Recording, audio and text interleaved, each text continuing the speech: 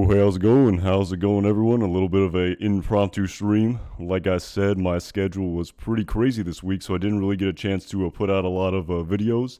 And the week was about to be over, and we are about to get ready for episode 612 Waterworks, and I kind of realized I didn't really talk about Walt and Jesse this week, so I kind of felt like tonight, was an impromptu time to talk a little bit about Walter White and Jesse Pinkman's appearance in season 6 of Better Call Saul. I was about to say the week didn't. Like I said, the week's almost over. It was a crazy week for me, like I kind of mentioned in my live stream review of 611 Breaking Bad. And for this one, I have a couple things to say about the appearance of Walter White and Jesse Pinkman. It was quite the episode for sure. So kind of excited to kind of get into it right here, right off the bat. But again, I guess real quick before I start, of course, I just want to thank everyone for subscribing to the channel. Like a week or so ago, I was saying how the channel was about to hit a pretty big milestone in 5,000 subscribers, and kind of blew past that. So really appreciate all that support. So I just kind of wanted to get that out of the way. But yeah, it's kind of a little bit surreal still to know that we got to see the sort of supporting and main protagonist Walter White and Jesse Pinkman in the appearance of the previous episode, and I guess sort of getting right into it here. And hey, how's it going, everyone? Ganj, Rustback, Illumin Sponge, the Pattern Slice 9900, Joe Blow, what is up? But yeah, so as we know, pretty cool to see the show flashback or flash forward, depending on your perspective, to season 2 of Breaking Bad in the episode entitled Better Call Saul. I talked about the parallel between the titles being the first appearance of each of the main protagonists of both shows respectively, kind of designating the title of this episode.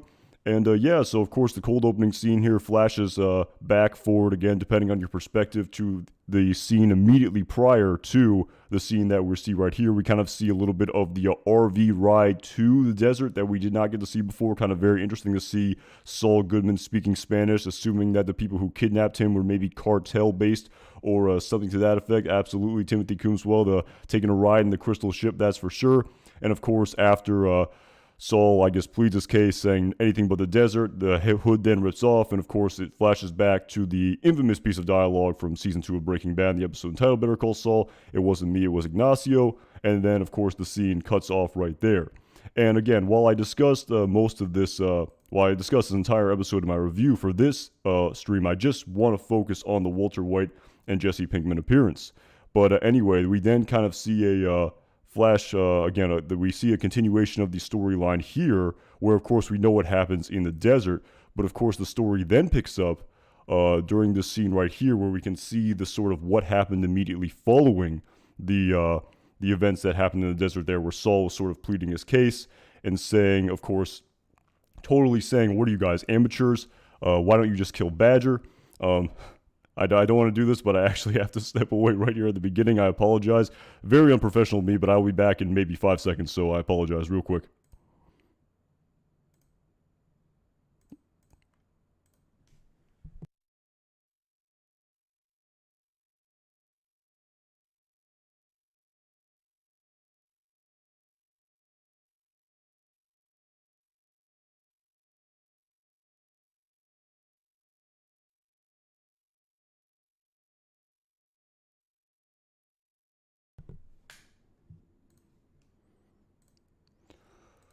Ooh, I apologize. It has been one of those weeks. But anyway, so yeah, we kind of see a continuation here where, of course, after Saul pleads his case here and saying, why don't you just kill Badger? Again, we all know the backstory here in respect to why.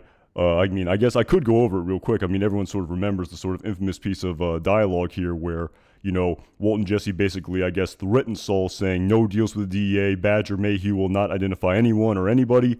And of course, Saul is saying, why don't you just kill Badger? Mosquitoes flying around bite you in the ass. You don't go gunning for the mosquito's attorney. You go find yourself a fly swatter, so to speak.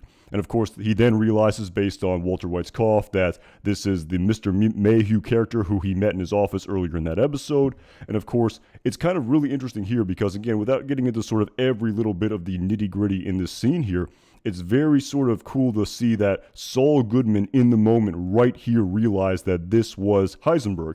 And it definitely made a lot of sense that he would sort of connect the dots and put two and two together right away, because when he has that meeting with Saul Goodman in his office where, he says to Mr. Mayhew at the time, now that the DEA is involved, your nephew's looking at time served plus probation, and of course he says the DEA, and he tells Mr. Mayhew that the feds want this heavy hitter that goes by the name Heisenberg. They want this guy like the axe wants the turkey. So again, Saul knows about the inner workings of the Albuquerque criminal underworld.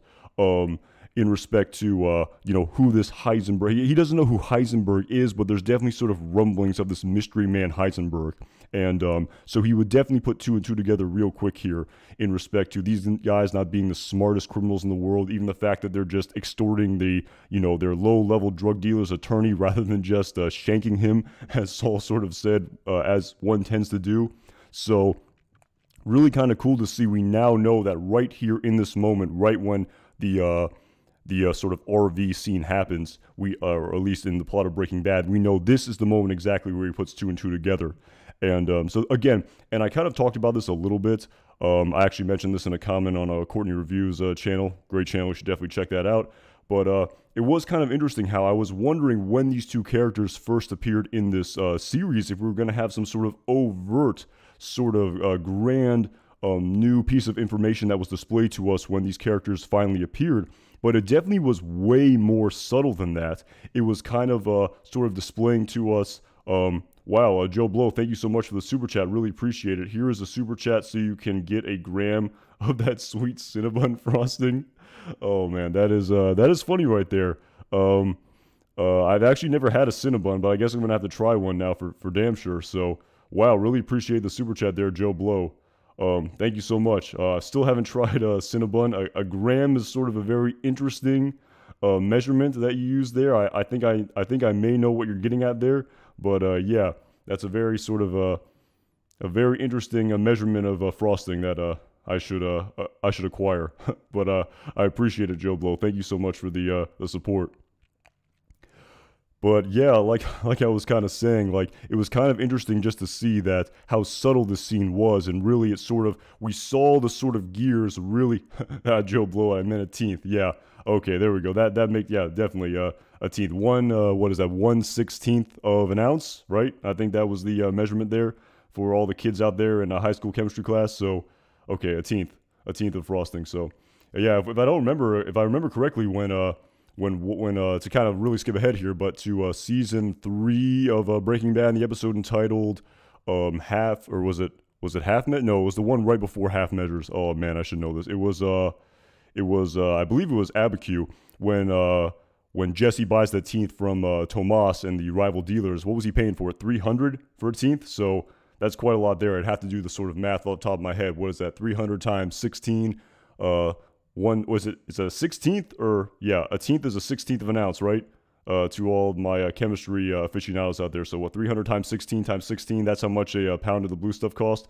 So again, I'm not the smartest guy in the world, so it would take me a while to do the math there. But if anyone can do that, we could find out how much a pound of meth was costing in that episode. But anyway, thank you again so much, Joe Blow, for the super chat. But kind of getting back into this sort of scene right here, again, I feel like the main premise of the scene was one to sort of really sort of, see Saul's gears turning here, where he could really see, the real potential of venturing with someone like this. I mean, we could just see him picking up the round, what was it, the round bottom boiling flask, and even asking the question how much stuff can you churn out in a week or something to that effect, kind of trying to do the math in his head about how much money could be made here if I really wanted to partner with these guys in this scene. And of course, we see a little bit of a continuation of that for sure when we have that great scene of Mike Ehrmantraut and Saul Goodman a little bit later in this episode. But again, that's sort of the one big reveal here, is the sort of very subtlety of Saul realizing that this man is Heisenberg right here, and him sort of really immediately being like a bug to the fly zapper, really sort of just being absolutely just taken away, and just what's the word I'm looking here? It's just sort of mystified, and just unbelievably. Again, is mystified the right word? Again, I should have paid more attention in high school, but just unbelievable, just sort of opportunity he has here. And of course, I actually went back and listened to the Insider podcast for this episode as well. And Thomas Schnauz talked about, another huge component of the scene was the fact that we really got to, that he at least himself said the sort of dialogue that Jesse Pinkman said to Saul when the RV was idling, and they sort of just had they were sort of just biding their time. And of course, Jesse's almost making small talk here, where he said, "Who's Lalo? You thought a guy named Lalo sent us. I never heard of him." And of course, Saul's response was, "He's no one, don't worry about it." And they kind of just move on very quickly from there. But the way sort of Thomas Schnauz talked about that scene that he wrote was it really just sort of exemplified and displayed to us just how much sort of Saul just needed to repress that memory of Lalo Salamanca, where he just absolutely had to repress that sort of fear that he lived with, because if he was absolutely, at least now I'm sort of editorializing after what Thomas Schnauz said, but just in my reading of that, is that if he really he could not be truly consumed with this fear all of the time, because he would not have been able to function. He would not have been able to go about and live his life. It's sort of, like that infamous speech that Mike Ehrmantraut says, where, one day you'll realize, you haven't thought about it, and that's the point where you can't forget. But of course, when, all of these sort of things came together here, and he thought that Lalo sent men to kidnap him, of course, despite the fact that he repressed that memory, it absolutely still had to be with him. I mean, for continuity purposes, of course, but just for just the sake of, I guess, how people repress, I guess, dire sort of memories that are sort of life-changing and very profound. So that was sort of the main premise of the RV scene here when all was said and done. And kind of an interesting choice. I mean, I talked about this in my review. I thought, from a filmmaking perspective, and I'm no genius here. I don't even know if my opinion means very much. Hey, how's it going, T? But from a filming perspective, I thought it was just absolutely just wonderfully well done, this scene. I don't want to sort of rehash too much just how much I enjoyed the sort of filming and the sort of the little details they paid to the scene. It was kind of funny. I listened to the Insider podcast really hoping they would sort of get into the nitty-gritty of it all, but they almost sort of were, I guess, making fun of themselves a little bit, because they really didn't talk about that much. They talked about it a little bit, and about just the logistics of Walt and Jesse, and having to sort of secretly fly them to Albuquerque undetected and sort of hide them away in this sort of studio soundstage away from everyone. And it was actually kind of interesting in respect to that sort of Kim Wexler scene, spoiler alert, that's been floating out there, the behind-the-scenes fan footage and when it was filmed and when it takes place in the timeline of Better Call Saul in the 6th and final season. It was actually kind of interesting, apparently, that this scene right here, even though it takes place in episode 612, I think according to Peter Gould and Thomas Schnauz, they said it was filmed when episode 602 was being filmed. So when episode a Carrot and Stick was being filmed, this scene was also being filmed at the exact same time, because it was apparently the only time which Aaron Paul and Bryan Cranston could do the scene together, just based on their filming obligations and career obligations and things like that. So kind of interesting. It kind of confirms that. I think other people have said it, how all of these scenes were sort of filmed out of order. So that's kind of interesting for sure. But again, I wondered, apparently this is going to be the only scene we get of these two characters together. We're going to see a scene of them separately from the sort of rumors that I've heard. And so, kind of interesting. Off the top of my head, I really don't know sort of what other scene of both of these characters, they could have chose instead of this scene, and sort of, what maybe depth and sort of new information, even as subtly as it was displayed to us here, could have been displayed to us in a Walt and Jesse scene. And I don't know. I feel like it was a good choice, just with the benefit of hindsight. And it's kind of crazy. Again, I'm kind of going all over the place here, but just based on the way this episode went and the sort of interaction with Saul and Walt and Jesse, it's kind of crazy how, just in my opinion, in respect to these two shows kind of combined together into one sort of, continuous universe, it's kind of crazy how Saul Goodman is sort of becoming the main character to an extent, even more so than Walter White. And just kind of how this show here is sort of ending, and the way these sort of two universes are converging together, it's kind of very interesting. Well, of course, the main protagonist of Better Call Saul is Saul Goodman, but at the same time, just the way the sort of show is being written, it kind of sort of makes Saul Goodman the sort of main focal point of this entire universe, where really the sort of story is from his perspective. At least that's kind of, I guess that's sort of the whole premise of this entire universe, where Better Call Saul is from the perspective of Saul Goodman, and we're even sort of seeing these, very sort of intricate scenes, which of course were displayed to us in this episode that we originally saw in Breaking Bad, but of course they're from the perspective of Saul Goodman rather than the perspective of, Walter White as Breaking Bad was. So, yeah, kind of I guess it's just kind of weird how it's sort of, I don't know if weird is the right word, but just very sort of interesting how this show is really sort of making, Saul Goodman, the main protagonist of this entire universe. And that was kind of what really stood out to me here in this scene right here. So,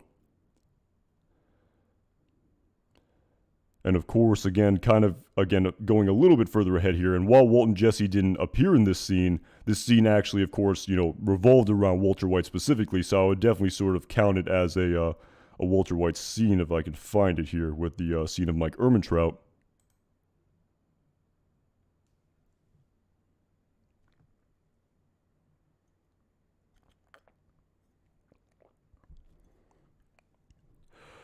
Ooh, so yeah, again, I talked about this scene in my review, of course, but again, the big sort of real meat and potatoes of this scene that really sort of applies to Walt and Jesse here is, of course, after Mike originally talks about these top shelf, second story sort of guys. We then see Saul inquire to Mike Ehrmantraut, what about this Heisenberg? And of course, he tells him he's a chemistry teacher, Walter Hartwell White. At Non Nobis Solum, thank you so much for the super chat. Anton, we're down to the wire, bro. It's been a crazy ride, a privilege to compare notes with you. Cheers, thank you for your time and for your work. At Non Nobis Solum, thank you so much for the super chat. Really appreciate it. And yeah, we are absolutely down to the wire. We have a week from Monday. This show will be over, and it's beyond bittersweet and surreal to say, but it's absolutely true. And yeah, man, I appreciate you for tuning in. Again, I really love this entire universe. I love talking about it, and I'm gonna enjoy this final 10 days or so until the show is complete. Of course, I feel like there'll be a lot to talk about the week of following episode 613, Saul Gone. I feel like there'll be a lot to talk about that week for sure. But yeah, I've really enjoyed this. I've really enjoyed watching this final season. I've really enjoyed discussing it and hearing other people's thoughts as well. And again, it's kind of surreal to sort of think about, but it's absolutely true, man. It is absolutely true. We are down to the wire, bro, for sure. So really, really appreciate the support. Really appreciate the super chat there, Non Nova Soul, and thank you so much.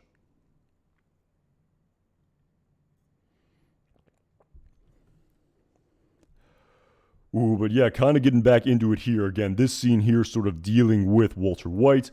Saul then inquires to his PI, Mike Ehrmantraut, who is this Heisenberg. He says, Walter Hartwell White, high school chemistry teacher. Again, Saul is almost flabbergasted and doesn't even believe that this is the case. Again, he asks him more information in respect to just, everything about him. He says he has a stage 3 lung cancer. At Cinco Bones, thank you so much for the super chat. Really appreciate it. Make way for the crystal ship. Yeah, I like that for sure. Again, definitely a pretty awesome reference there. Again, I don't listen to them as much anymore, but there was definitely a point in my life when I was really into the Doors. And for anyone who's, again, it's a direct reference to a Doors song, "The Crystal Ship." Big fan of the band. You kind of have to be in the I feel like the right state of mind to listen to it, but it's good. For good, it's definitely good for sure. So yeah, definitely more mellow. That's what I'm sort of alluding to at Cinco Bones. It's definitely a lot more mellow music. I feel like I listen to more sort of upbeat music now. The Doors, the Doors, they have their fair share of upbeat music as well. But again, I don't know if I want to get into a whole thing about that. But yeah, really appreciate the super chat at Cinco Bones. Great reference there. I didn't even know that reference. LOL. Yeah, there's a song called "The Crystal Ship" by the Doors, and I imagine that's where Jesse Pinkman got his sort of naming inspiration for the RV in the plot of Breaking Bad. So, ooh, but yeah, kind of, again, Saul, again, the more of the sort of gears turning here, gears churning like he had in the RV. He asked about Walter White, and, he learns here his name. He's a high school chemistry teacher. He learns that he has stage 3A cancer. It's not looking very good. And, of course, Mike sort of alludes to him. You want no part of this whatsoever. This guy's a total amateur. He doesn't know what he's doing. If you get involved with him, the story's likely going to end with, basically him being, shot and killed or arrested by the police. This is just, you do not want to be involved with an amateur who does not know what he's doing. And of course, in many ways, Mike's heed here, the warning that Mike was heeding to Saul was just absolutely right. Anyone who got involved with Walter White, again, the analogy of the cancer, he literally was a cancer who just infected and permeated and took down all of these people in his world. I mean, the metaphor is truly there.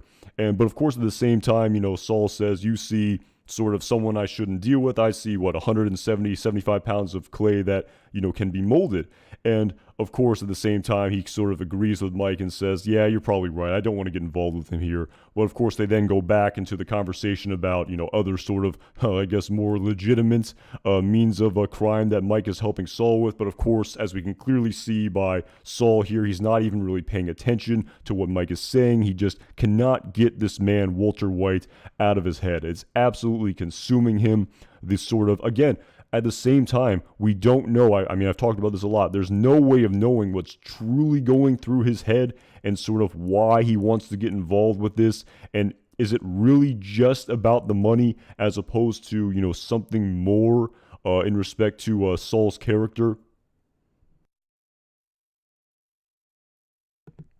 And sort of kind of going off on a little bit of a tangent here in respect to that, it was kind of interesting. Again, Thomas Schnauz sort of talked about the sort of scene again. I guess, again, at the very end of this episode, we see the sort of Gene Takovic timeline intertwined with the sort of actions of Saul then eventually walking into JP High School to speak with Walter White. And it was actually kind of interesting where Thomas Schnauz, the writer and director of that episode, kind of confirmed that that the reason why Gene did those things and enacted that identity fraud scam, it wasn't for the money. I saw some sort of theories out there in respect to, Saul trying to build back his empire or something to that effect, or trying to do it for the money. At Smokeless Choice, thank you so much for the super chat. We'll be sad to see the series go. I could use another season or two of Better Call Saul. Keep up the good work with your videos. At Smokeless Choice, thank you so much for the super chat. Really appreciate it. And yeah, me too for sure. I mean, it's just kind of the sort of pacing here of this, the final few episodes here has been very rapid. And yeah, I mean, in many respects, I wouldn't mind seeing, a season or two of it at all. I mean, I would love to see the sort of distant 2005 backstory of a Saul Goodman and maybe some more of the nitty gritty of that time. And maybe even, 2007, 2006, 2008, as opposed to the sort of timeline being intertwined here to the Gene Takovic timeline.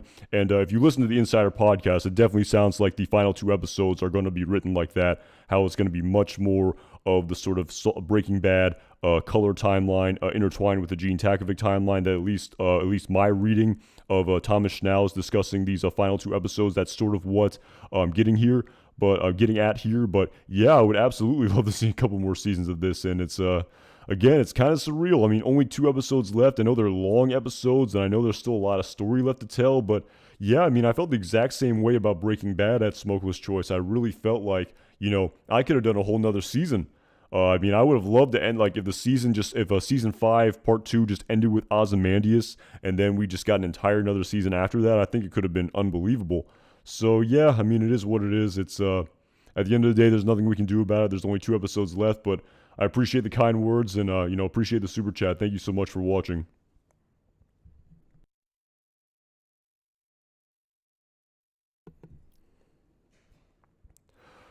Ooh, but yeah, kind of getting back to what I was saying in respect to sort of Saul's thinking and his actions here when he's sort of thinking about getting involved with Walter White, and it kind of, Thomas Schnauz talking a little bit about Gene Takovic and him himself saying, Gene did not do these scams for the money.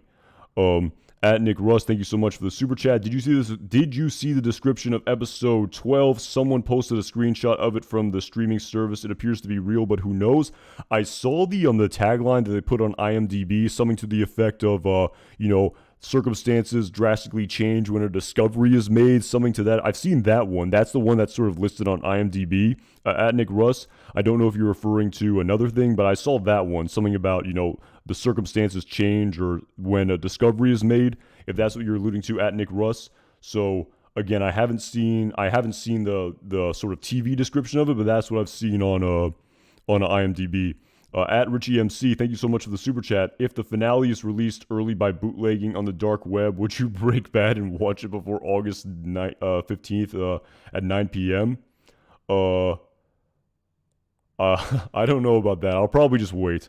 I mean, I don't know about that. I know, like, there have been some leaks coming out. I think that leak in respect to the teaser for episode 613, I think that is real. But in respect to that sort of poster that I saw on Reddit, and I saw some other pretty big sort of channels post in respect to that knot. I think I totally got Barry McCocknerd there. I got. I think that was a total fake from what I can gander.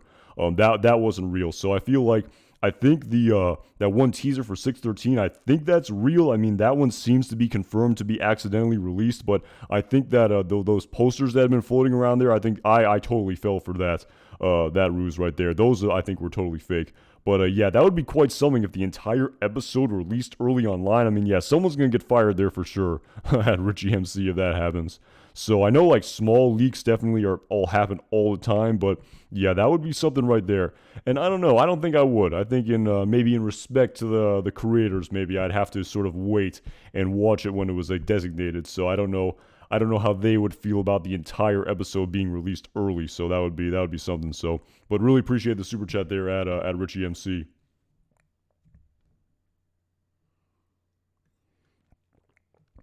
And yeah, Nick Russ, no, I haven't seen I don't know if there's a different description for the streaming service in respect to as opposed to the one that I said that I saw on IMDb. But yeah, if you can clarify, maybe I have seen it. I'm not too sure, but.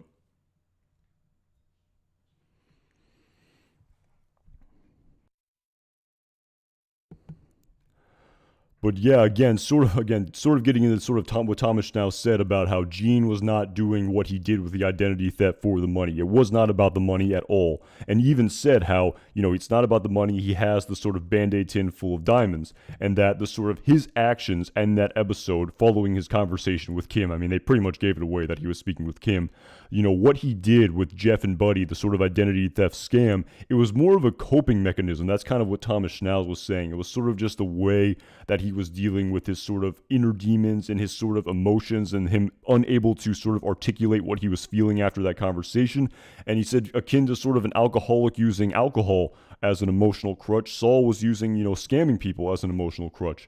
So again, it definitely was not about the money, what Gene Takovic was doing in that episode, at least according to the writer of that episode, and wasn't trying to, build back an empire or anything like that. So again, the very sort of long point I'm trying to get at here is, again, we cannot know what is going through Saul's head in this scene, but again, why he wants to be involved with Walter White. I mean, he says it to himself. I mean, I think I might even have I have this sort of scene here. And what's actually, again, before I get into this sort of very final scene, one more thing here, but in respect to this scene here, another sort of very interesting component about this scene is that we now know that, I guess I can kind of get to that later, but again, to sort of be like sort of intertwined here with this scene, again, there's so many different there's so much nuance and there's so many different layers here, but just one piece of dialogue here in this scene that I thought was really interesting was the fact that Saul says to Mike, is this your opinion in respect to Heisenberg or he who shall not be named, which is of course Gus Fring. And of course, this scene here actually did provide us with some new information and display to us that we know that prior to Saul going into J.P. Wynn High School, as we saw in the episode entitled Breaking Bad here, when he finally goes, confronts Walter White and says, "You really are a chemistry teacher," we know that he sort of knows of this contact of that Mike has with this sort of drug dealer, this nebulous contact. So we know that Saul knows about Gus Fring when he makes this connection with Walter White. And again, at the same time, there's sort of another interesting component here, which I don't know if they really addressed in this episode. But of course, after Mike says, I would not get involved with this man. It's too risky. He's an amateur. He's going to get himself arrested or killed. At the same time, we also have this deleted scene right here from, I believe, from season 2 of Breaking Bad, where again, we see Saul sort of waiting, looking out the window, I guess waiting for his PI or something to that effect. Again, he doesn't really say what he's doing beforehand, but of course, Francesca comes in and says this came, like, no address. And of course, we then see him open up this manila envelope and it says, as requested.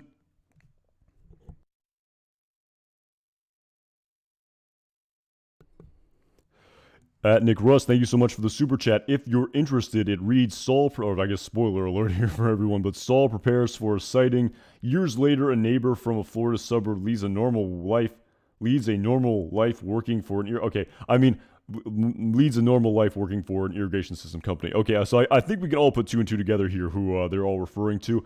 Again, I'm not real sure about these leaks. Again, there's been a lot of leaks heading into this these final two episodes, and like I said, I think the teaser leak was legitimate. I mean, it really seems legitimate. It had all the makings of an actual sort of teaser, but those posters that have been coming out, those I think have been absolutely fake. Those were clearly absolutely fake, and maybe people just sort of, glomming on and trying to get on the sort of, the troll train here in respect to these fake leaks. But yeah, I mean, that's really sort of obvious there, almost too obvious at Nick Russ. Maybe it's real. I don't know. I'll have to take your opinion for it.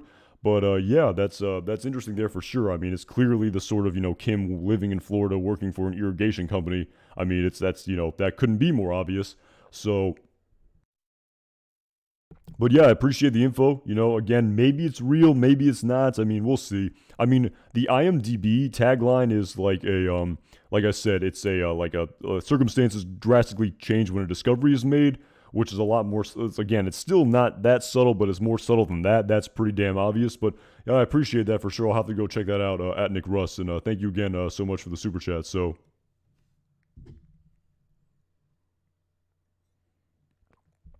Yeah, at Nick Russ, yeah, I tend to agree. I mean, there's been sort of too many leaks, and again, not all of them are real. Some of them are just totally fake. They're fabrications. People are just trolling. But yeah, it's really hard to sort of sift through the what's real and what's not. So, like I said, we will see. We will see. I mean, the episode that's revealed to us tomorrow, or not tomorrow, on Monday, excuse me, will kind of display to us what sort of leaks were legitimate and which ones were total fabrications. So yeah, really looking forward to it, and I appreciate the info at Nick Russ for sure. Definitely sort of love sort of hearing and seeing what's out there prior to these final two episodes ever in this universe.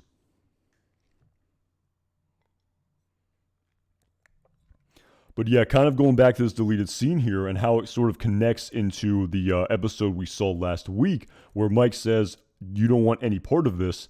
And but at the same time, it's definitely implied to us that Mike did this detective work for him and gave him this envelope that said as requested. And of course, he opens up the envelope and he gets more confirmation that Walter White was a high school chemistry teacher. Almost like, I need you to prove this to me somehow. Like, I almost don't even believe you that this guy is a high school chemistry teacher. Again, we don't know exactly what sort of events led up to him getting this yearbook delivered to him, but I would imagine that would make a lot of sense, where Saul just wants even more confirmation, where he's like, wow, he really is a high school chemistry teacher. My PI isn't lying whatsoever. And again, just more of the gears turning here in respect to Saul Goodman wanting to partner with Walter White.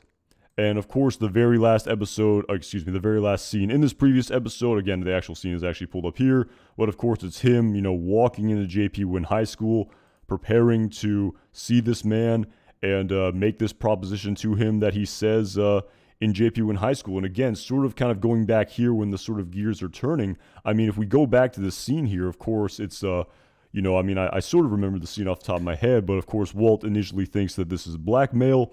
And of course, he's like, I'm your lawyer. I'm not in the shakedown racket. Anything you say to me is privileged. And of course, Walt is saying, why are you here? What do you want? Like, what are you trying to do for me? He's like, what did Tom Hagen do for Vito Corleone? He says, I'm no Vito Corleone. He's like, yeah, no shit, you're Fredo. But with some, sound advice and the proper introductions, who knows? You have the right product. Anything that gives the DEA's panties in this big of a bunch, you're onto something great. And I want to be a small but silent part of it. So again, like I said, there's so much nuance here in respect to Saul Goodman's actions, especially when they're sort of contrasted with Gene Takovic's at the end of this episode, where Thomas Schnauz, the writer of that episode, is even saying he's not doing those scams of identity fraud for the money. He's not doing it for the money at all, but at the same time, I mean, I don't know if the parallel is exactly one for one in respect to Saul and Gene, because I think it's definitely about the money here a little bit for Saul Goodman. I think it's not only about the money, but there's definitely, again, there's more sort of like Thomas Schnauz was saying, maybe sort of an emotional crutch or sort of just a desire to, I guess, go about these, I don't even know these scams, but just like going into the sort of Albuquerque criminal underworld here. Again, it's really sort of, the nuance here is just so subtle and really hard to detect. But, again, it is about the money, clearly. But again, it's something more with Saul. It's again, and to tell you the truth, I'm looking for the answer here, and the reason why I don't know the answer is because no one really knows the answer in respect to why Saul did what he did. I mean, clearly it was about the money, but again, the sort of very sort of subtle intricacies of Saul Goodman's mind are, we don't know. Again, it's up to sort of the audience to interpret what is causing Saul to do what he did over the course of Breaking Bad. And actually, very interestingly, following this episode here, Better Call Saul, the very next episode of the season then picks up, of course, with the episode entitled 4 Days Out, which is, of course, pulled up here. And, of course, we see a direct continuation where it's heavily implied that Saul, or at least Walt, took up Saul's offer. And, of course, here Saul says to Walt, you know, how much money are we currently laundering? And at this time, I believe he says something along the lines of, like nothing, less than $20,000, like $17,000 or $18,000 or $16,000.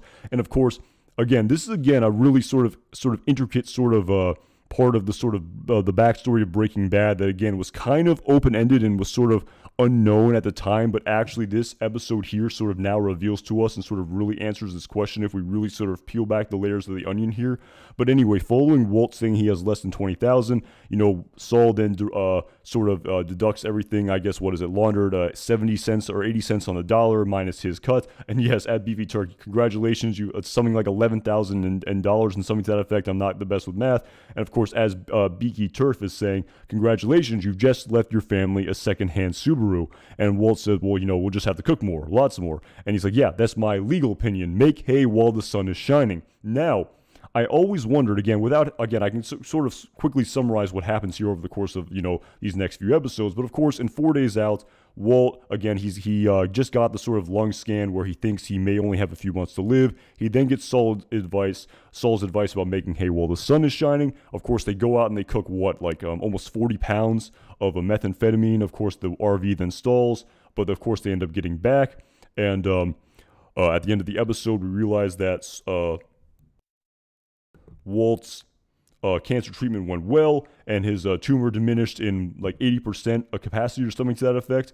And of course, they have the material on hand. In the next episode over, that's the episode where Walt kind of celebrates. He has that very sort of awkward interaction with Hank Schrader, where, despite the fact that he got the positive cancer diagnosis, he's still not happy on the inside. He continues shaving his head despite the fact that he doesn't have to do chemo, at least for the time being. Of course, at the end of that episode, the big sort of reveal is when he's at the hardware store. He says to the guys who are also trying to make methamphetamine, stay out of my territory, where of course, while initially Walter White had gone about this sort of crusade to manufacture and distribute methamphetamine to leave money for his family after he dies, now with him knowing that he has longer to live, it's not like, okay, I don't have to do this anymore. Like I'm going to live. I can, put everything behind me and maybe try to just get about my normal life and, not embrace this sort of Heisenberg persona. But he doubles down on it at the end of that episode when he says, stay out of my territory. And despite the positive cancer diagnosis, he has greatly changed as a person. Again, I'm kind of going off on a tangent on a Walter White here. And of course, the story here is more about Saul Goodman. But of course, following this in the episode entitled Mandela, then, we see that Walt and Jesse are distributing on their own. But of course, in the cold opening scene of that episode, Combo's shot by Tomas. And of course, we then see the very infamous scene here with, again, I may have it pulled up, of course, when Walt and Jesse are telling Saul that, they need proper distribution. Everyone quit on us. Apparently a turf dispute we lost. But anyway, the point here is, I always wondered to myself, why didn't Saul tell Walt and Jesse about Gus Fring right away? Why did he not, once he found out, of course, in the desert here in the RV scene, he knew he was Heisenberg. Why, once he knew that, why didn't he tell Gus Fring about him? But again, it's the whole sort of, any sort of missing piece of the puzzle here is definitely,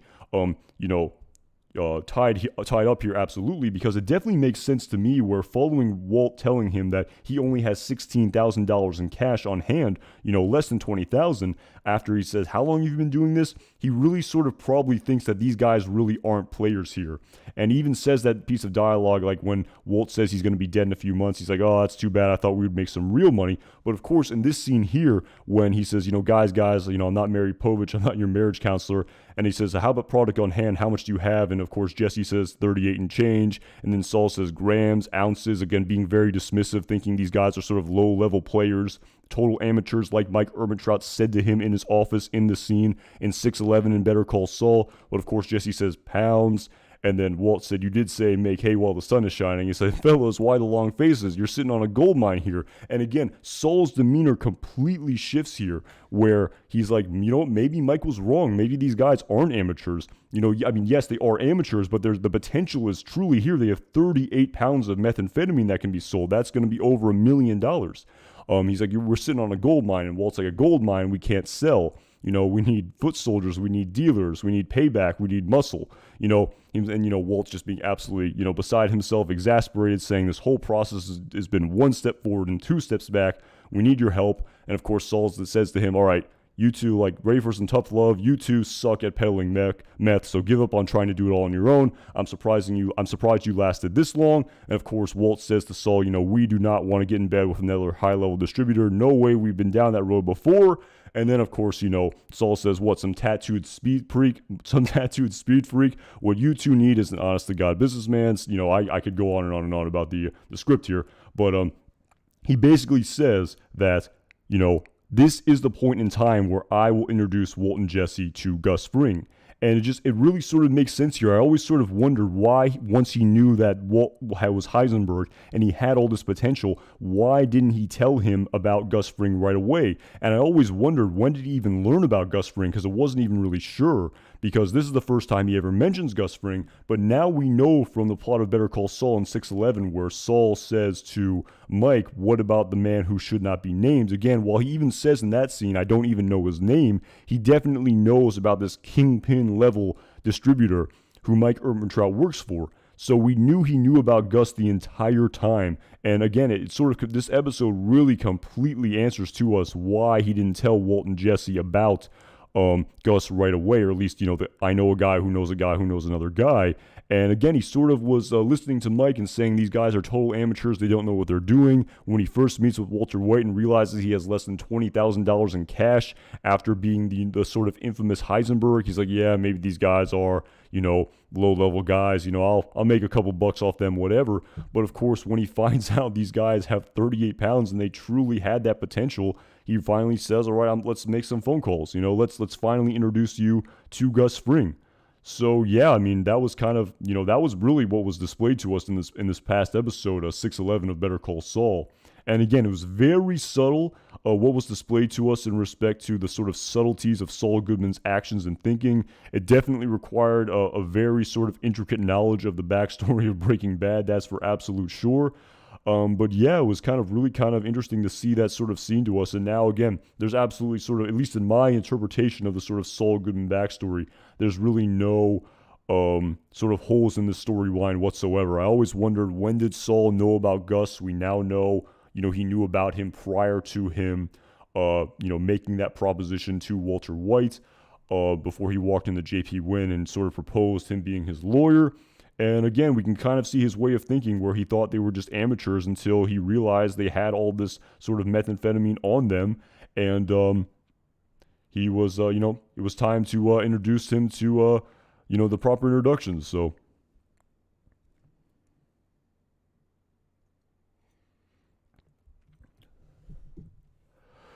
Ooh, but yeah, so, yeah, at Beefy Turk, the best quote, I know a guy that knows another guy.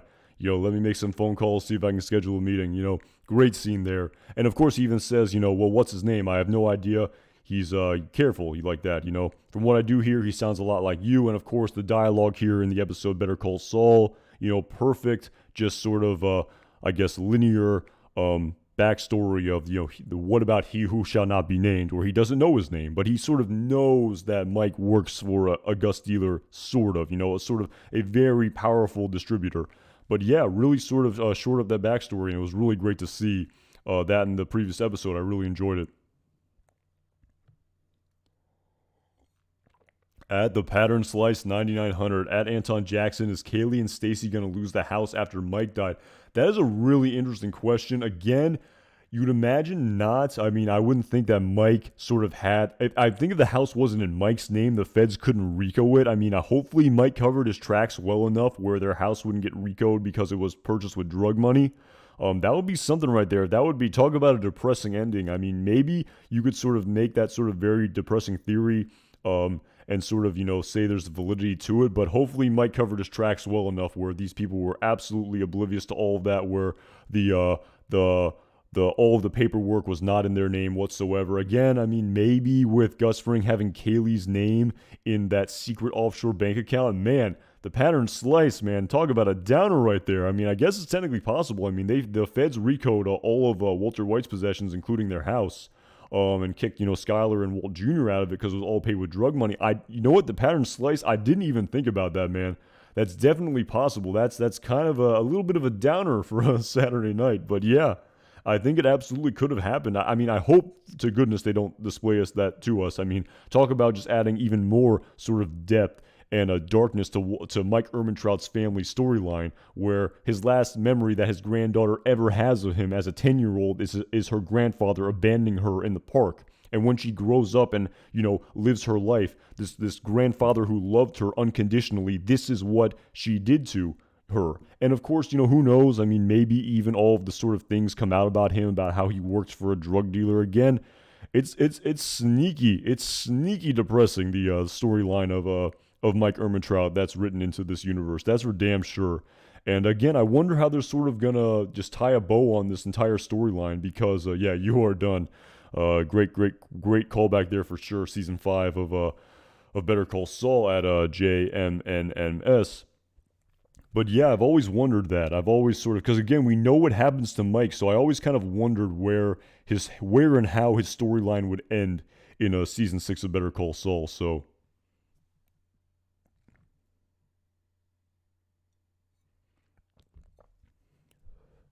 damn.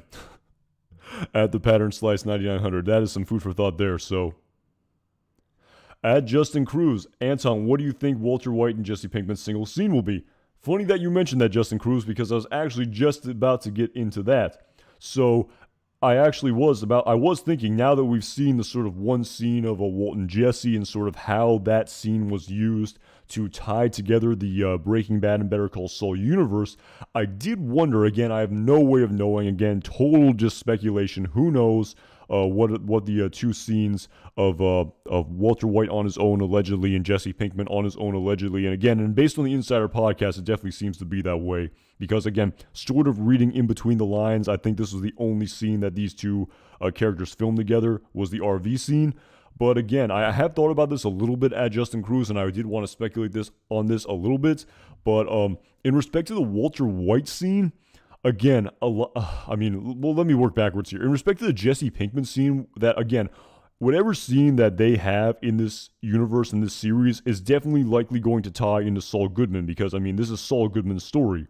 And if you listen to the Insider podcast, these final two episodes are going to go the same as 611 did, with the sort of intertwined of the Breaking Bad and the Gene Takovic timeline. So it definitely seems as though we're going to sort of see flashbacks to Saul Goodman's life, to different stories, and how they sort of impact, I guess, Gene Takovic's life, if you will, a little bit. That seems to be what the sort of premise of these final two episodes is going to be, at least in my interpretation of Thomas Schnauz speaking on the Better Call Saul Insider podcast for the previous episode. But in respect to Jesse Pinkman's scene, I mean, it makes a lot of sense to me that maybe it's the sort of scene of Jesse Pinkman's involvement with Saul as it relates to Emilio, maybe. I mean, that makes a lot of sense to me. Again, we still have not seen the backstory of Emilio and Saul Goodman, despite the fact that Jesse Pinkman displayed it to us in season 2 of Breaking Bad, the episode entitled Better Call Saul. So again, that's sort of where I'm leaning towards in respect to Jesse Pinkman's scene. Again, I could be absolutely totally wrong. Who knows at the end of the day?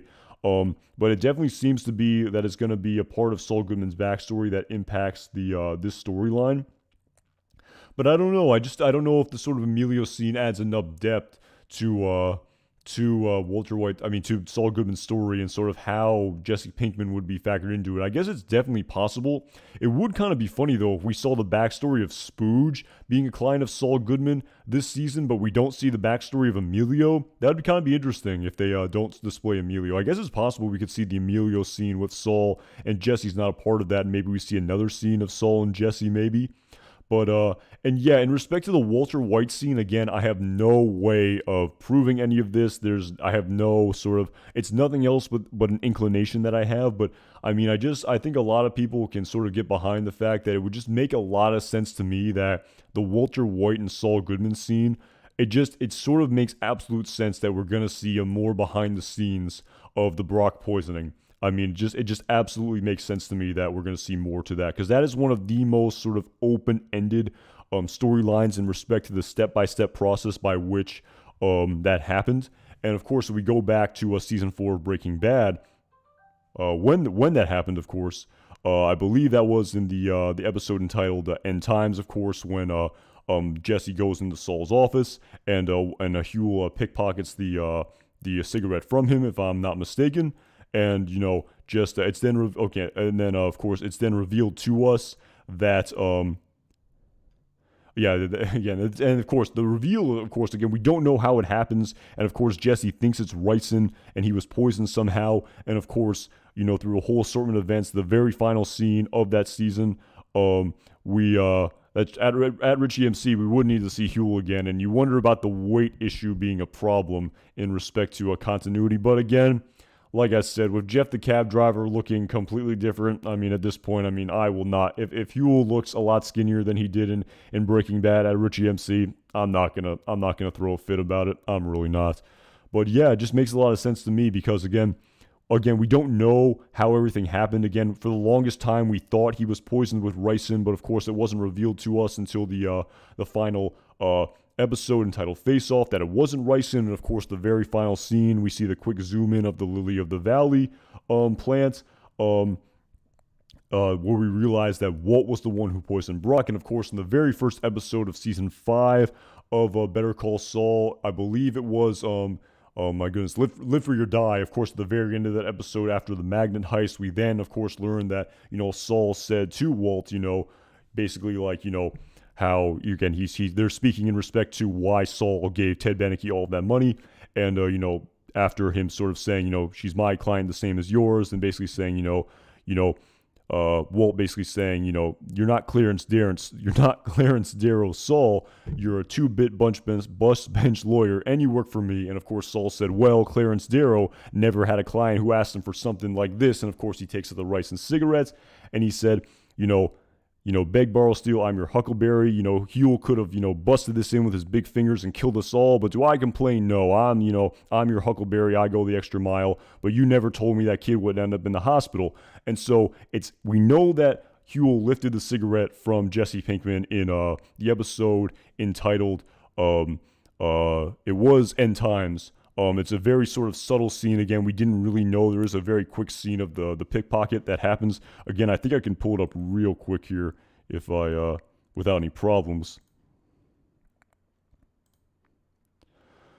But yeah, it's sort of just to sort of going back to what Justin Cruz said about what the one Walter White and Saul Goodman scene is. To me, I just think it makes a lot of sense that it's going to be that the scene of a scene that somewhat relates to that Brock poisoning, because that is truly just the extra mile, if you will, in respect to sort of the sort of bad things that Saul did for Walter White. And it was actually kind of interesting too, because it actually sort of a little bit aligns with what Thomas Schnauz said on the Insider podcast, because he really talked about how this scam that he was pulling in 611 with the basically just drugging financial advisors and just ripping them off with ripping them off and doing just straight up identity theft. It's truly a very just dark and just, almost, I guess, a new level of evil for Saul Goodman, where he even talked about how when he pulled the scams with Kim Wexler as Victor and Giselle, and when he was doing the sort of like little scams here and there was even a little bit of enjoyment that we saw from Saul Goodman. But here in 611 as Gene Takovic, I mean, there was, I mean, he was reaping it in a little bit, I suppose, maybe in this sort of tapioca tundra montage scene, but it truly was, he really wasn't having as much enjoyment from all of it compared to the sort of scams he pulled with Kim, where there was a little bit of enjoyment with it. So, yeah, if I can pull up the scene here in respect to the infamous pickpocket scene that happened here, where again it's going to be hard to find the exact one. But again, we see Huell. Again, there's a quick shot here. I don't even think I can play it, but there's a quick shot here where Huell like slips the cigarette into his pocket, and again we learn that this was the sort of intention the entire time. But yeah, again, we don't know. Again, we do not know how the poison was administered to Brock. We don't exactly know. It was never revealed to us. It was very open-ended. So I would imagine that would make a lot of sense, sort of displaying these sort of very dark and, dare I say, next level evil things of poisoning a child just as a move to quote Jesse Pinkman. That just makes a lot of sense how that flashback could be intertwined into the Gene Takovic timeline. And again, Jesse Pinkman, maybe he'll be Emilio, maybe he'll be something else. Again, I'm not too sure, but it's food for thought. It's definitely something I thought about, and that's kind of where my mind is leaning right at the current moment.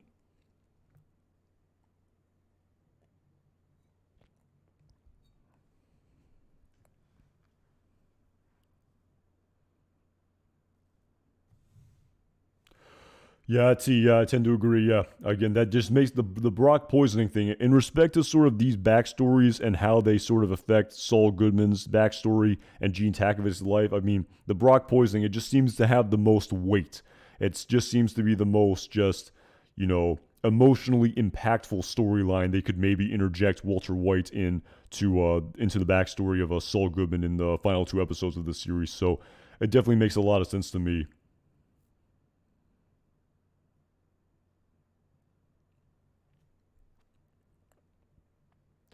Yeah, Justin Cruz. In respect to that teaser, I know. I mean, everyone's kind of talking about it. A lot of people have seen it, but I mean, I think it's real. I'm not. Again, I don't know, but it really seems to be real. The one where he's mumbling the Hoover extract, pressure probe model 60 with the just overlaid with the Suzuki Esteem. So yeah, again, talk about just total misdirection. I talked about it a little bit in my video. But yeah, I mean, just based on the sort of tagline for this upcoming episode of a discovery being made, it definitely sounds like Saul is trying to make an extraction or something to that effect. But again, I'm trying to think if that's going to be maybe sort of a flashback to the storyline of Saul and Ed the Disappearer, because I don't really think so. Because I mean, like I said, we know when he called him for himself the first time, and that was again in the flash forward flashback, depending on your perspective, to the episode entitled "Quite a Ride." But yeah, I mean, he called in for Jesse Pinkman too in the episode entitled Confessions, but I think that was the very first time he ever called him. At least we saw him call was for Jesse in the episode entitled Confessions, when he then came back, when he realized, again, tying into the storyline, how again, who knows? I mean, maybe that has something to do with it too. It could relate to that maybe in respect to that, because that sort of, again, I'm actually sort of trying to put 2 and 2 together here a little bit at Justin Cruz, but yeah, again, I do remember, and again, I think I can sort of, again, I have to sort of pull up my screen here, but again, the Brock poisoning story again just seems to have just more weight than any other sort of story that could be addressed in these final 2 episodes. But yeah, again, this scene here, this is the very first. Again, we saw when Saul called Ed the Disappearer for himself the first time, but this was the time when he called Ed the Disappearer, I think, ever, for at least the first time that we know he called him Ed the Disappearer for anyone, was when he called him for Jesse Pinkman. So again, you wonder. I mean, maybe that scene will sort of flash back to here, and maybe he's sort of thinking about extracting himself, or something to that effect. Again, I don't know. Maybe there's too much. Again, I don't know how that sort of impacts the sort of backstory that we saw in Quite a Ride, though. So yeah, I'm really sort of just trying to put 2 and 2 together here in respect to the sort of the leaked teaser for 613. But yeah, I just wonder that dialogue is very suspicious of the Hoover extract, and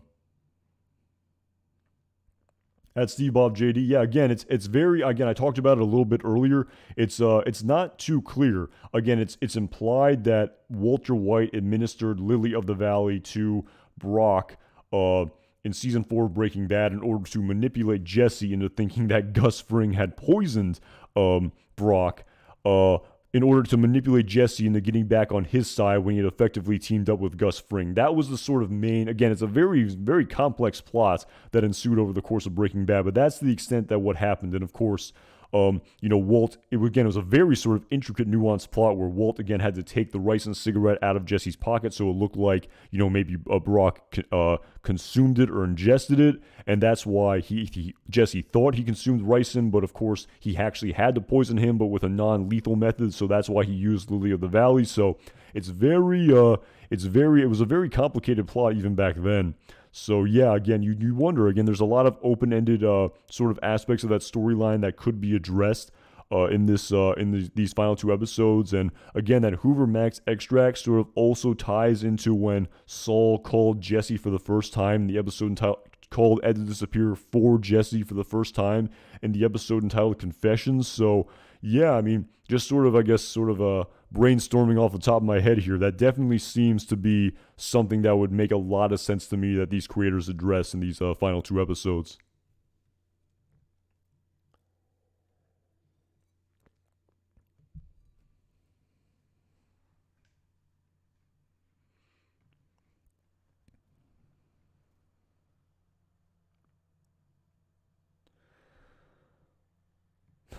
At Canvas Clay, Jesse, we need to cook. Is that sort of a callback to season 2 episode titled 4 Days Out when he's talking with him over the payphone? That's a great scene there for sure.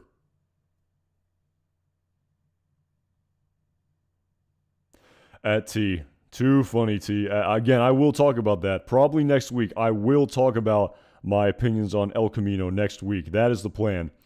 Prior to the series finale, now that Jesse Pinkman has returned. So I have, again, at T, to tell you the truth, while I initially did not like the ending when I first saw it, as I've sort of been thinking about how I'm going to sort of present my thoughts for El Camino and Jesse Pinkman, to tell you the truth, I definitely dislike the ending much less than I initially did, and my opinions on Jesse Pinkman have definitely shifted a bit. To tell you the truth, I don't know if I'm as harsh on him as I was initially. Again, I don't think he's this sort of, again, I don't really understand the maybe, again, oh shit, the light fell down there. The sort of personality cult in respect to Jesse Pinkman. Again, top-notch level operation we got going on here. In respect to everything, but yeah, again, I've definitely I've changed a little bit, and I was going back and sort of thinking about what I'm going to say in respect to Jesse's character, but yeah, so again, it's the one sort of aspect of this storyline or this universe, that I have not discussed is El Camino, but yeah, I will discuss it next week. That is definitely the plan. So. Again, I will talk about I'll talk about El Camino a little bit as a movie, but it's more going to be just about sort of Jesse Pinkman's character and the way he was sort of presented and his sort of final conclusion. And just sort of, again, I'll try to just sort of touch on some of the more subtle aspects and the sort of less discussed aspects of Jesse Pinkman's backstory that were displayed to us, throughout the entire course of the 5 seasons of Breaking Bad. And sort of just, see how those sort of, I guess, I wouldn't say lesser known, but just sort of lesser focused on scenes sort of impacted the overall story of Jesse Pinkman. So now that he's officially returned in the plot of Better Call Saul, that is definitely the plan. So yes, at T, that is definitely the plan.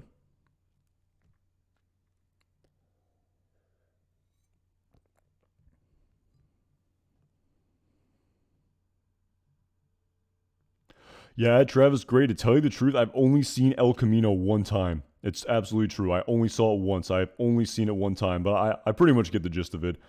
So I mean, the story. I mean, I could probably just rattle off the main entire premise of the story off the top of my head. So, at Dylan 2 times, thank you so much for the super chat. Hope all is well. Anton, can't wait for Monday. How did you feel about seeing Walt and Jesse in real time again on screen? Again, I discussed that a little bit in my review, and I discussed that a little bit earlier in this live stream as well. From, like I said, from a cinematography and filming perspective, I thought it was very, very well done. I thought, again, this is just the nature of Breaking Bad and Better Call Saul. What they put out is just unbelievable. in terms of filmography. They spend so much time on producing a very, very well produced television show. And again, I talked about this quite in depth in the beginning of my stream at Dylan 2 times. And again, thank you very much for the super chat. But in real time, again, I was wondering if we were going to see a sort of big reveal here in respect to this RV scene. And again, there was a little bit of a reveal in respect to Saul finding out in that very moment that Walt was Heisenberg. Again, I talk about this more in depth earlier in this stream. But in the moment, I really enjoyed the visual aspects of this scene. And again, in the sort of grand scheme of things, it really just reminded me how, I don't know if it reminded me, but it just very much shifted my perspective in just realizing that Saul Goodman has sort of usurped in many ways Walter White as the main protagonist of this universe. And maybe it's not quite a true passing of the torch from being the 1 to 2, but they're really sort of up there together, where it's sort of Walt and Saul are the sort of main characters of this universe. And really, I wouldn't say Walter White has top billing as much as equal billing now to Saul Goodman. So that was kind of my just perspective seeing them on screen. And even the sort of very last scene of that episode, sort of seeing just Saul Goodman's perspective in this arrangement being set up here, where, just seeing the perspective of Saul Goodman being the one who initiated this relationship, as opposed to when, of course, in Breaking Bad, it was all from Walter White's perspective, and the only time we saw Saul Goodman was when he was, again, from Walter White's perspective, when he was facilitating Walter White or someone in Walter White's universe, i.e. Jesse Pinkman or Skyler or Mike Ehrmantraut or someone to that effect. So yeah, again, at Dylan 2 times, thank you so much for the super chat. But in summary, very well done on screen and very subtle, just all of the sort of details that were displayed to us in respect to the characters appearing. Just very much more subtle than I thought it would be the sort of way to summarize it for me. I thought it would be a little bit more overt in respect to new details being displayed to us, but again, it was very subtle, and it was very dependent on you knowing the backstory of Breaking Bad like the back of your hand. So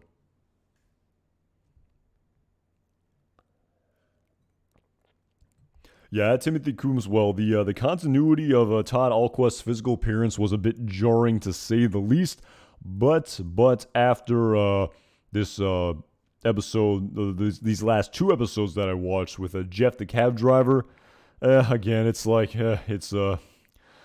well, again, I really feel like there's really no purpose in just fretting about the physical appearance. It's not ideal by any stretch of the imagination, but it was almost like, why was I even fighting the good fight when they were just going to do this to me with the physical continuity of Jeff the cab driver? If I had known, I definitely would have maybe not been so taken aback and flustered by these very sort of subtle differences in a visual continuity with characters across these sort of 3 iterations of this universe.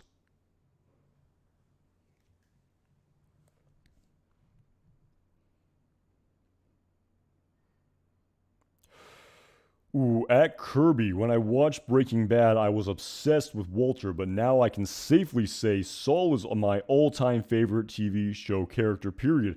Yeah, that's actually a really interesting point, and something I was thinking about a little bit in respect to, I was really kind of thinking with me watching these final 2 episodes, how all these characters that we're seeing here, again, I've definitely mentioned this in many of my previous streams about how do I phrase it? But basically how there's really no sort of very upstandingly moral characters like left in this universe right now. And just when we really sort of look at characters like Saul Goodman, Walter White, Jesse Pinkman, Gus Fring, even Mike Ehrmantraut to many extent, it's amazing how these. I mean, they're all human beings. I mean, there are no real, there are not a lot of saints walking among us in this universe, and I'm really sort of taken aback by that, especially kind of seeing Gene's actions in the at the end of the previous episode. Just how it's kind of crazy how, again, that was kind of the entire premise of these 2 shows, but again, the 2 sort of main protagonists of this universe of Walter White and Saul Goodman, where, of course, at the time, Jimmy McGill, is that there's just so much sympathy and empathy for these people who got dealt such a bad hand in life in many respects. And again, but at the same time, we root for them and we empathize with them and we can understand these sort of questionable decisions that they're making. But again, the over time, what they're doing just based on how their circumstances are changing and just sort of the way you interpret their actions as the show progresses versus the way they act at the very beginning of that episode. It's just the subtlety of it is pretty amazing. How it's crazy to think like I mean. I really did root for Walter White in the very beginning when I watched Breaking Bad. I think all people did, but when I'm watching him now, I'm just thinking this was not a good person. This was not a good person at all, really, in with everything he did. And it is kind of crazy. I've seen the sort of interpretation a lot of people are making about after watching Better Call Saul. Again, I've seen these comments, from time to time about how, they even think of, Walter White. They're almost annoyed by Walter White because he was kind of, the cancer, as I used the metaphor earlier, who sort of came in and destroyed this sort of entire universe. He really sort of took over and burned this whole place to the ground in 2 short years.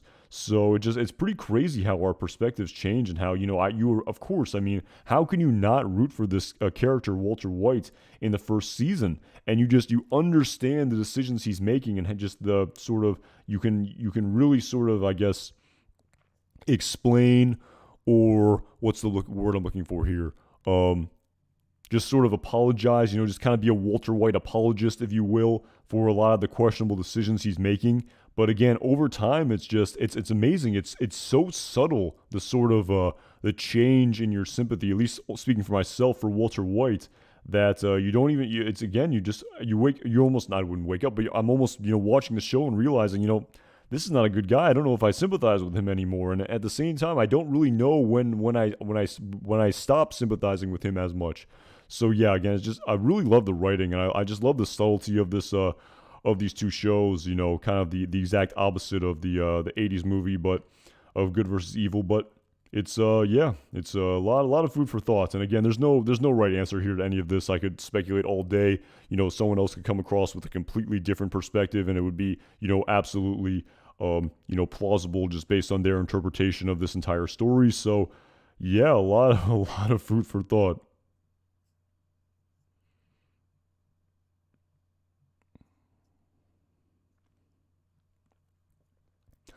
I think it's possible. It's actually, again, another sort of point that Thomas Schnauz, I noticed, made on the Insider podcast is they were talking about like the sort of the thought process by which Walt and Jesse appeared in this final season, about how they wanted to get them in the story all along, and how they even said as much, or it might have been it was either Peter Gould or Thomas Schnauz, basically saying that there's sort of a thought process in the writers' room where they want to get as many Breaking Bad characters, into the universe of Better Call Saul. Of course, organically, of course, they don't want to sort of have to force them all in. But so kind of on that same spectrum, I would imagine it's possible we get a sort of Chuck flashback. I think that could work, especially with the way that Thomas Schnauz definitely insinuated that the timeline is going to definitely shift from the Breaking Bad timeline and the Gene Takovic timeline. But who knows? Maybe if Charles McGill does appear, it would have to be in the quasi Better Call Saul timeline, the sort of flashback to that sort of period of time. So yeah, definitely some food for thought there, that's for sure. And I definitely think it's possible at T. I think it's possible, and I think as the way the story is going, where the backstory of Saul Goodman's life is intertwined into the Gene Takovic timeline, it makes a lot of sense to me that we could see a Charles McGill flashback, and it being quite profound and adding another very likely subtle layer of nuance to Saul Goodman's backstory.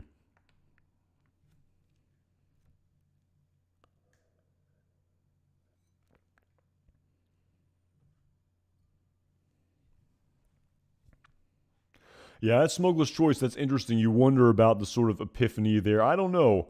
The sort of, again, to sort of go into the teaser there at Smokeless Choice. He does sound like he's trying to extract himself again. So I don't know. I don't know if Saul is one to sort of atone for his bad decisions in the sort of legal sense. I don't know if he wants to sort of end up in prison. Maybe it's sort of poetic justice where the criminal lawyer ends up in prison.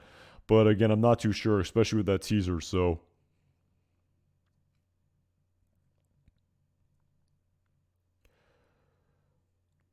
Yeah, Justin Cruz. I mean, I don't know. I don't think the Mike story is backed up. I definitely think he might be continued to be wrapped in these final two episodes. But yeah, I would imagine we'd see Gus too. It'd be something if we didn't. I hope we do. But who knows? Again, I'll sort of discuss that a little bit more when I go live tomorrow, heading into episode 613 on Monday. But yeah, I will discuss the sort of my thoughts on Gus Fring's story in tomorrow's stream for sure, when I sort of preview and look ahead to the next episode and what is to come after we see that scene of Gene Takovic bust into the Mark's home and make the very poor decision to break the glass and break into that home. So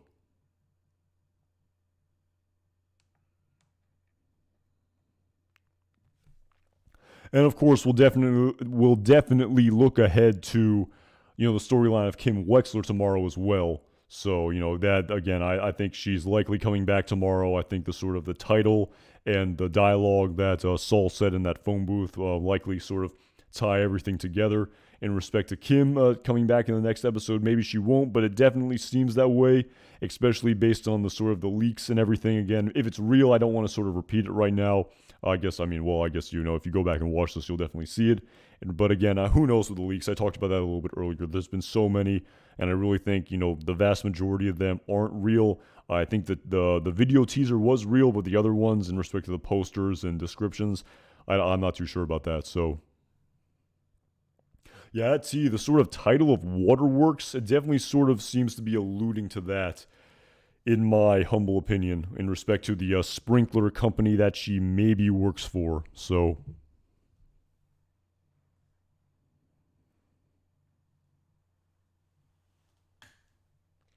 yeah, Travis Gray, yeah, again, a lot of nuance to Kim's character as well. Again, I've talked about that a lot in the past for sure, so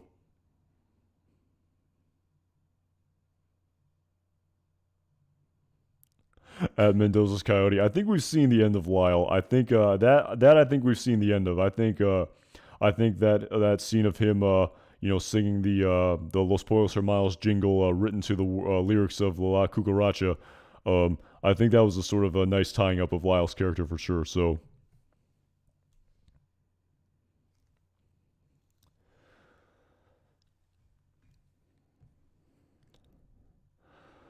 ooh, but anyway, on that note, yeah, I think again, like I talked about a little bit earlier in the stream, it was a kind of it was a pretty long week for me for sure. I didn't get to again, the week was definitely going on at Nick Russ. Yeah, will definitely appear in the Gene timeline. Yeah, fingers crossed, man. That would be something. I don't think fans would be opposed to that at all. I think seeing Danny as well, who Saul mentioned, seeing Kubi, who Saul mentioned. Again, I'll talk about that a little bit more in tomorrow's stream. But yeah, at Ronald Yoder Senior Entertainment, yeah, absolutely. But yeah, like I said, as the week was progressing, I realized I didn't even get a chance to talk about Walt and Jesse this week. So yeah, that was kind of that's definitely what I wanted to do in this stream. But anyway, with that being said, I think I'm gonna have to end this one here. I'm gonna have to wrap this one up a little short. But yeah, I really appreciate everyone for tuning in tonight. I really appreciate the conversation. I really appreciate all the super chats. Yeah, it was great to sort of kind of, again, finally discuss this backstory of Walt and Jesse finally appearing in Better Call Saul after the previous episode. But yes, like I said, I will be live tomorrow night to preview the stream, to preview episode 612 Waterworks. Again, I'll definitely post in the community tab prior to me going live. That is the plan. But yeah, I will be live tomorrow night. And I will be live on Monday night as well. So again, gotta stream while we still can. This universe is wrapping up a week from Monday. So like I said, I'm definitely going to enjoy, discussing this show for the final week where it's on the air, and then maybe for a little bit after the final episode airs. So yes, I will be live the next two nights to discuss this episode. Like I said, again, thank you so much for everyone for tuning in. Again, as I said at the beginning of this stream as well, thank you so much for the pretty big milestone and hitting 5,000 subs. Definitely hit that and blew by that in the past week or so. So really appreciate that.